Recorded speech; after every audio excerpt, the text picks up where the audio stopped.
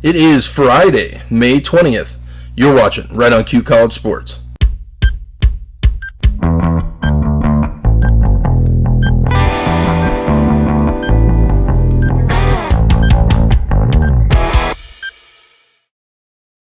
Welcome in. That is right. You are watching Right on Cue College Sports. I am your host, Tyson Quiller, and today's going to be a fun one. We're going to have on Brad Quiller, who was a hockey player at Fort Lewis College for several years, kind of an all-around hockey insider, expert, and as he never lets me forget, a season ticket holder for the Colorado Avalanche. We're going to touch on a little bit of college hockey, the College Hockey Frozen Four that took place a little less than 2 months ago, and then maybe dabble a little bit into the professional hockey playoffs that are underway right now as we speak. The Colorado Avalanche looking very, very excellent to this point.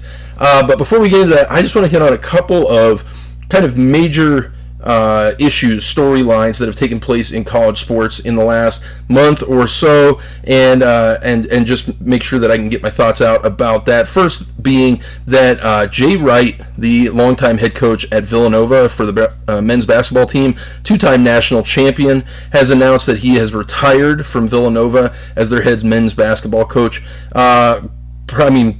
As far as I know, pretty shocking to pretty much everybody. Kind of came out of the blue. According to an article I was reading on Clutch Points, which I highly encourage you to check out, they cite that he has referenced he wants to spend more time with his family, and that's kind of the impetus for this move. To this point, they haven't announced who's going to be replacing him, but that's sort of secondary. Obviously, we wish Coach Jay Wright the best. Hopefully, he can find what he's looking for in making this decision. But what I find more interesting is how does this impact the landscape of Big East basketball? Long storied history of basketball in the Big East. Obviously, the conference has changed shapes and sizes and had different teams over the years, especially after it basically deconstructed as a football conference about a decade ago. But I think you have a real possibility with Colin Gillespie, some of the better players moving on now, and Jay Wright obviously moving on. You've really got Providence basketball, Ed Cooley's squad. They're kind of up and coming. Maybe they take the mantle. Obviously, I'm a big Shaka Smart fan, so Shaka Smart and Marquette, I think they may be in the mix to take that mantle. Keep in mind, they beat Villanova twice. The only team that did this all year beat Villanova twice this year during the regular season. Obviously, you got teams like Creighton, who's a perennial power in the Big East, Butler, Xavier. I think it'll be interesting to see how this decision and who they decide to replace Jay Wright with impacts the landscape in Big East basketball. They were in the Final Four just this last year. So, obviously, he's leaving with the program in a great position. And then the next story I wanted to touch on just a little bit is the story about Jordan Addison, the reigning Biletnikoff Award-winning wide receiver from Pittsburgh. His starting quarterback, Kenny Pickett, goes pro. He, because he's a sophomore and hasn't met the, whatever stupid, you have to be 2 years or 3 years out of high school in order to go pro, so he can't go pro, which is clearly what he would be his primary choice. So instead, now he's in a position where he has decided, rather than staying at Pittsburgh, and having his new starting quarterback be Keaton Slovis, who I think is actually a pretty good quarterback, Keaton Slovis, he has decided to put his name into the transfer portal. Now, this has sent shockwaves through college football because the NCAA rules state explicitly for fall sports, in order to get into the transfer portal, you have to enter by May 1st. And as far as all the reporting I've seen, he entered the transfer portal on May 2nd. And obviously against the wishes of his head coach, Pat Narduzzi, against the program's wishes. So a little unsure, as maybe you can fill me in, as to why that was able to happen. But either way, since he has entered the transfer portal, he is the new hot commodity, and he's basically doing his best impression of LeBron James and the decision or the choice when he decided to take his talents down to South Beach. He is entertaining three really perennial power suitors: USC football, Texas football, and Alabama. when you think about the quarterback he would be matched up with or grouped with next at wide receiver, you've got obviously Caleb Williams at USC is a tremendous quarterback. Young though, a little raw, but he would be getting the ball out to Jordan Addison all the time. No issues there. At Texas, you have Quinn Ewers, the quarterback who transferred from Ohio State. A couple years ago, he was the top recruit in the country. Potentially, I've talked to my buddy Alan on the Fan Section podcast. He's potentially the top recruit in maybe the last decade, especially at the quarterback position. So he'd be in good shape there. And then obviously you have Alabama with Nick Saban and that program, and the reigning Heisman Trophy winner in Bryce Young. So it's kind of interesting to see how this is all taking place. You have the typical people running to each of their camps. Oh, he can do whatever he wants, or the camp on the other side, which is he has to be stopped. This is unfair to Pat Narduzzi in Pittsburgh and whatever. And obviously there are implications with NIL. There are different groups in each of these schools, areas that are scrambling to try and put together NIL packages to try and entice him to come to their school. So I'm just kind of enjoying watching how that all breaks down.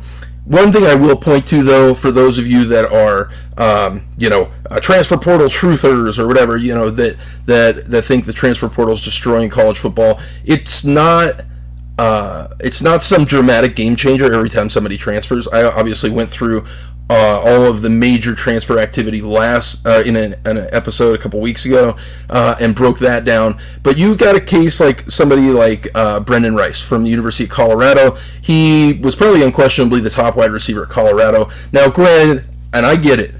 This is what I'm saying. I get it. Terrible, abysmal abomination of a quarterback situation at Colorado. And so he's going, I've got a limited window to prove on the field that I have the ability to go pro. He doesn't have the time to wait around for this quarterback competition between a dude who can barely walk and a dude who can't throw to save his life. And so, he decides he's going to transfer to USC. Well, for those of you that maybe haven't followed up on that, he currently sits at third in his position on the depth chart. He may not get much of any play time at all this year. It's not like he goes there and all of a sudden now USC and they're going to be throwing for 1,000 yards to Brendan Rice. No, he may not get off the bench this year. So that's the reality on the ground. And for Brendan Rice, he's a grown man. That's the decision he made. To me, I'm going, well, you transferred to become a bench warmer. Probably not how he thought it was going to work out. But at the same time, he's a sophomore. He'll have at least one more year at USC to get his chance to earn the right to go to the NFL. And so, it basically comes down to, like for those of you who have these horror stories about the transfer portal, I get it. People make bad decisions. People make poor choices. The question is, should they have the opportunity to make those choices, whether they be good or bad? And I kind of tend to fall on the side of, these are grown adults. These people, all of these players are over the age of 18 for the most part, if they're transferring. So they should have the ability to make decisions as far as their transfer. It's just unfortunate, in my opinion, when you use your one-time transfer and it works out the way it did or seems like it has for Brendan Rice. But we will keep appraised of that. After a little bit of a summer break, I'm going to be doing some real serious in-depth college football conference previews for each of the conferences, setting the slate for the season up to come. Like I mentioned before, we're going to take those power rankings that my model has produced for each of these teams. We're going to then project out win totals. We're going to compare that with some of the guys out in the desert, Vegas, Caesar Sportsbook, see where their win totals are at, and see if we can't find some value, maybe put some money down, win some cheddar on the season. But anyways, those are the two storylines I really just wanted to touch on and appraise you of before we dive into this college hockey Frozen 4 recap. And so, like I said, we're going to do an interview with my brother Brad Quiller here in just a few minutes, but I'm going to set the stage for you real quick as to how we got to the Frozen 4 and then bring him in for a little commentary. So let's start off with a look right here at the college hockey bracket for the year 2022. This is Frozen 4 similar to Final Four, is just kind of a colloquial term, but this is the championship tournament, and we did produce an NCAA champion out of this bracket. In the Allentown region, the 1 seed Wolverines cruised past American 5-3 in the first round, setting up a second round matchup with the upstart Quinnipiac Bobcats, who had snuck by St. Cloud State 5-4 in the first round. The Wolverines jumped out to a big lead and then had to hold off kind of a late push by the Bobcats to advance to the Frozen Four by a score of 7-4. Then in the Loveland region, the 4 seed Denver needed every minute to defeat UMass Lowell in the first round 3-2, scoring the winning goal with just 2 minutes 57 seconds left in the third period. On the back of goaltender Ryan Fante's 28 saves, Minnesota Duluth defeated Michigan Tech 3-0 in the first round as well. Then in the second round, Denver scored first, but the game was quickly tied. Ultimately, the Pios avenged their loss to Duluth on March 18th with the game-winning goal midway through the third period. Now let me take this opportunity to introduce Brad Quiller. Brad, we were at the game. Thanks for the invite, by the way. We even played what some might consider to be a pivotal role in the outcome of this game. What were your thoughts? Tyson, thanks for having me. Yes, we were pivotal. That game was loud. It was ruckus. There were 7,000 people in attendance, and we all know Ryan Fante hurt us.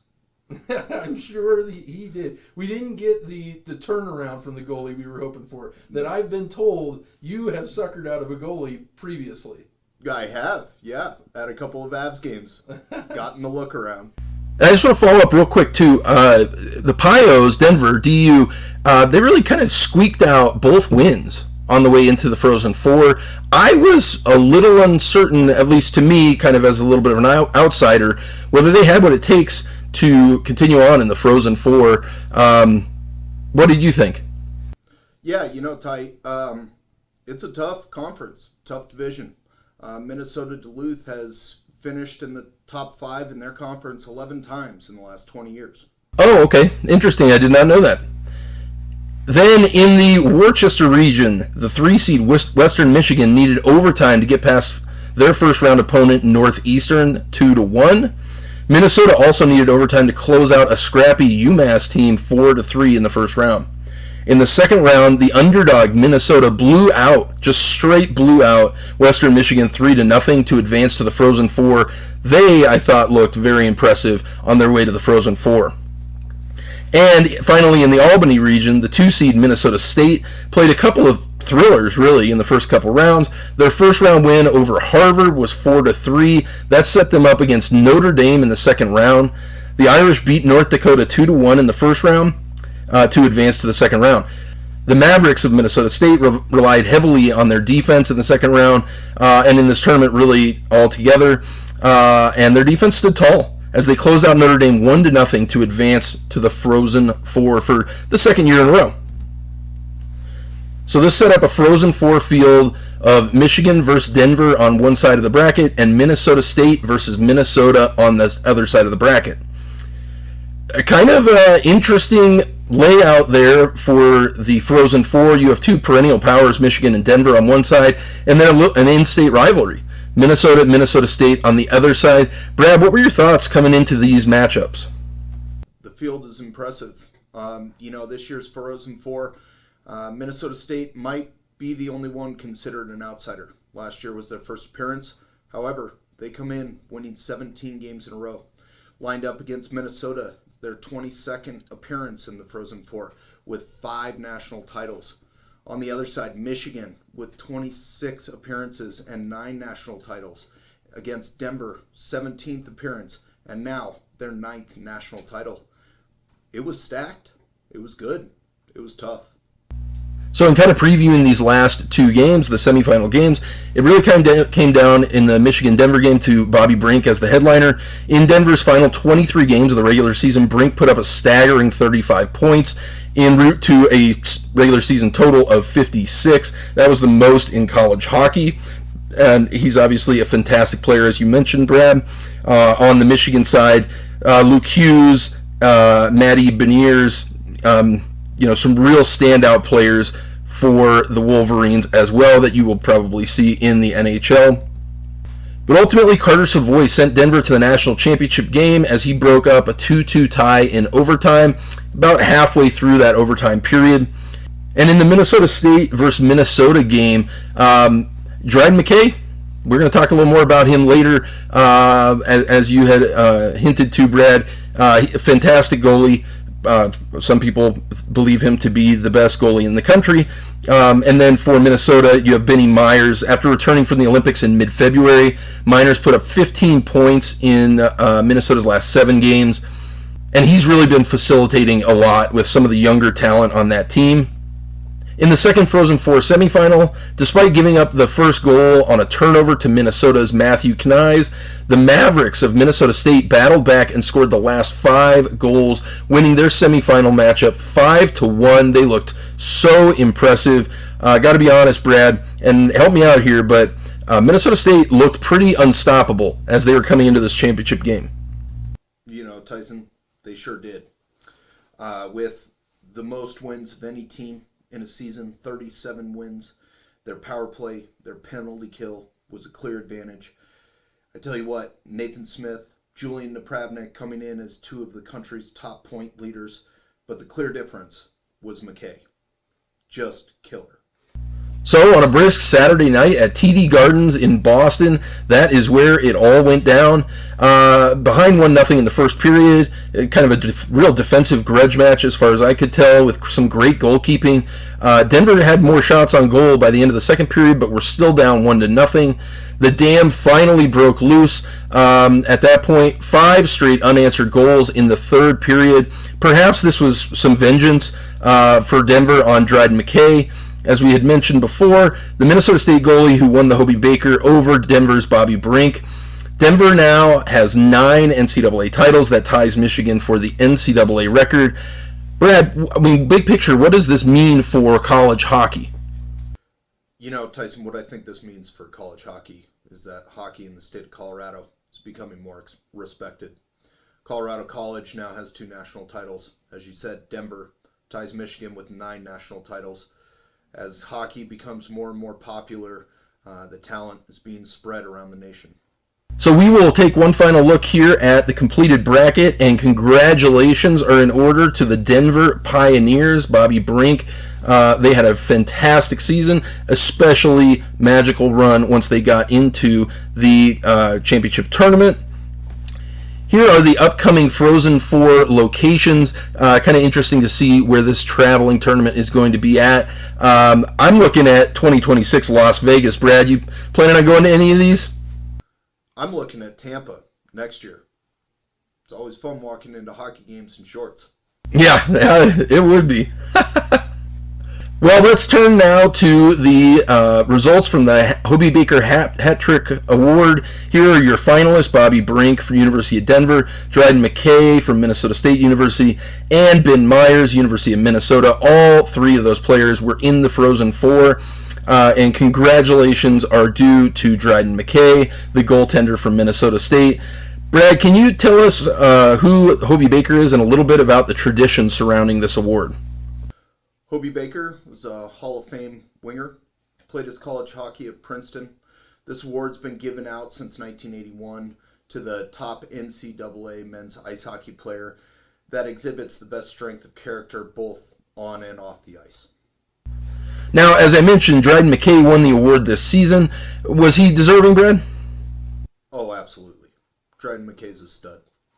On the ice, 34 shutouts in 138 games, 113 20-4 win-loss record, ranks second all-time with that 113 wins, .932 save percentage. Off the ice, 2-time WCHA Scholar Athlete and 2-time WCHA All-Academic. Guy's a stud. And in doing my research for this episode, I was able to discover that past Hobey Baker Award winner Cale Makar, the Abs are the best team in hockey right now, and Makar had 75 points in the regular season in just his second season. How impressive is he, and how impressive are the Abs this year, Brad? Cale Makar's it. He's the team player. He's the best player in the world. Record-setting 86 points. Leads Avalanche and Nordiques for his position. He's already got 10 points in the first 4 Avs playoff games. He's it, man. He's it. All hail Kale. And that'll do it for our College Hockey Frozen 4 recap. Thank you so much, Brad Quiller, for joining us today. For those of you in the audience, don't forget, get in the mailbag. Send me your feedback at rightonqcs@gmail.com. Follow us on Twitter at rightonqcs. Don't forget to like, subscribe, share this content with anybody you think might find it interesting. I am Tyson Quiller. You have been watching Right on Q College Sports, and we will get at you next time.